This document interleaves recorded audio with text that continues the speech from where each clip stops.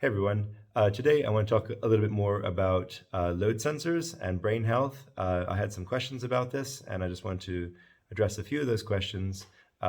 Yes, there are ways you can boost your brain health and there's ways that load sensors can help us do that. So I'm going to try to highlight what that is.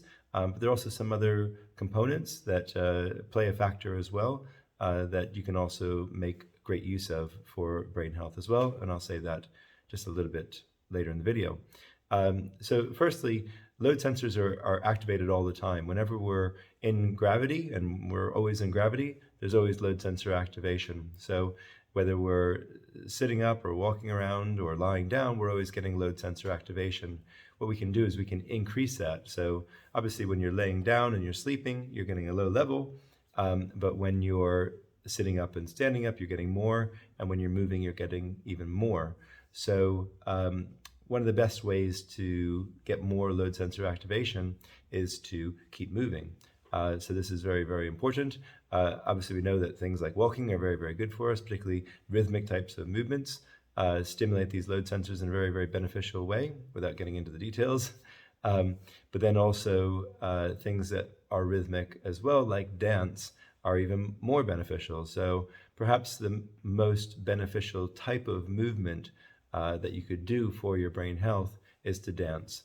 And it doesn't have to be the perfect sort of tango. What I'm really referring to is the kind of dance when you put music on and you're by yourself, headphones or just the stereo cranked up, and just boogieing around and really getting into the music.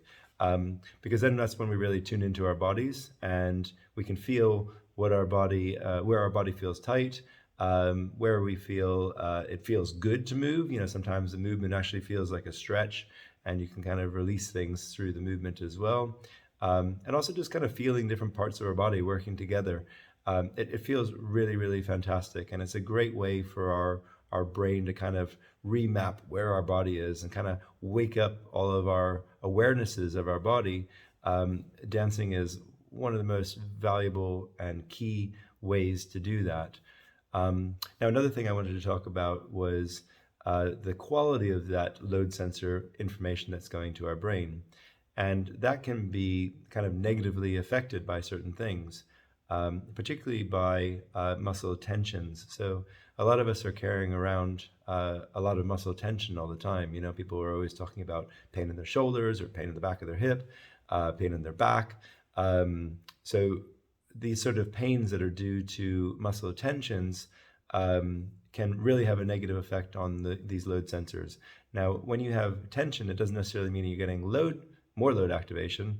It just means the joint isn't moving as much when it's tight. So it really needs that movement to maximize that activation of those load sensors. So getting rid of muscle tension by whatever means you have is great.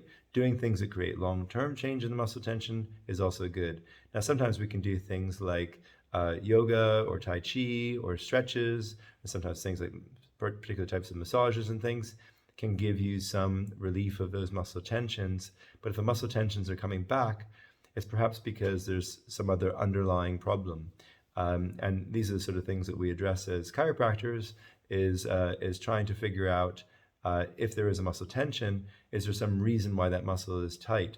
Sometimes we have, you know, certain muscles that are tight that are actually kind of taking over the role of a weak muscle underneath. So the deep muscles, which we generally use for stabilization of our body, could actually be weak, and then that creates another muscle that's tight on top of it. So if we just try to release that tight muscle, we're kind of left with the weakness underlying. So it's really worth consulting a professional to find out exactly where you have weaknesses in your spine, where there's muscle imbalances, where there's too much tension, to try to get someone to help you through that. But for every other thing, I think dancing is absolutely amazing. And even when you do have these problems, dancing is a very, very powerful way of actually, if you're doing it well and conscientiously, you can kind of naturally tap into these things and resolve them yourself. Even when you're looking at ancient cultures, you know, all this sort of drumming and dancing is sort of been, you know, within all of these ancient cultures. And, you know, there's probably lots of theories about why that's happening.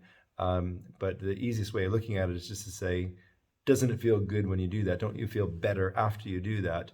There's many other sort of perhaps religious things or whatever sort of festivals and things that they want to celebrate, but it feels good and people's bodies work better after they dance. So this is really the take-home point, is that if you want to boost your brain health, not only just because of load sensors, but all of the movement sensors, and when you have muscle imbalances and muscle tensions, dance is a great way to kind of reconnect your awareness to your body and where you are.